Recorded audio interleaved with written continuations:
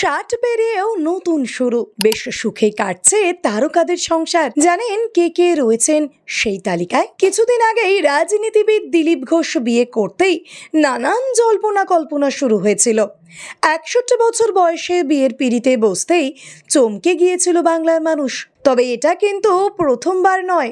এই বাংলা বিনোদন দুনিয়ায় এমন অনেক মানুষ আছেন যারা অনেক বেশি বয়সে বিয়ে করেছেন। শুধু বিয়েই নয়, করছেন সুখে সংসারও।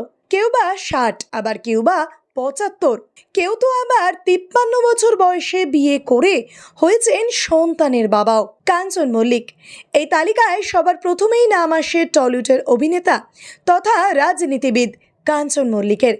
অভিনেত্রী অনিন্দিতা দাসকে প্রথমে বিয়ে করেন কাঞ্চন মল্লিক। বেশ কিছুদিন সংসার করার পর সে সম্পর্ক থেকে বেরিয়ে এসে বিয়ে করেন অভিনেত্রী পিঙ্কি বন্দ্যোপাধ্যায়কে। এই সম্পর্কে তার একটি ছেলেও রয়েছে, কিন্তু এই দ্বিতীয় বিয়েতেও মন টেকেনি কাঞ্চনের। এরপর প্রায় 53 বছর বয়সে গিয়ে হাঁটুর বয়সী 27 বছর বয়সী শ্রীময়ী চট্টরাজকে বিয়ে করেন অভিনেতা। বিয়ের 1 বছরের মধ্যে এক ফুটফুটে কন্যা সন্তানের জন্মও দেন অভিনেত্রী। এখন বেশ সুখেই কাটছে তাদের সংসার। রবি ঘোষ টলিউডের এই কমেডিয়ান অভিনেতার নামও রয়েছে এই তালিকায়। তার প্রথম স্ত্রী ছিলেন অনুভা গুপ্তা। তার মৃত্যুর পর বহু বছর একাই ছিলেন এই অভিনেতা। এই সময় সৌমিত্র চট্টোপাধ্যায়, সন্তোষ দত্তরা মিলে তাকে দ্বিতীয় বিয়ের জন্য রাজি করান। প্রায় 60 পেরিয়ে দ্বিতীয়বার বিয়ে করেন এই অভিনেতা। বিয়ের পর শেষে জীবনটা কিন্তু তার বেশ সুখেই কেটেছে।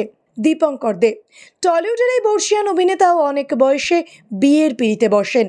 প্রায় 75 বছর বয়সে রেজিস্ট্রি করেন অভিনেত্রী দোলন রায়ের সঙ্গে।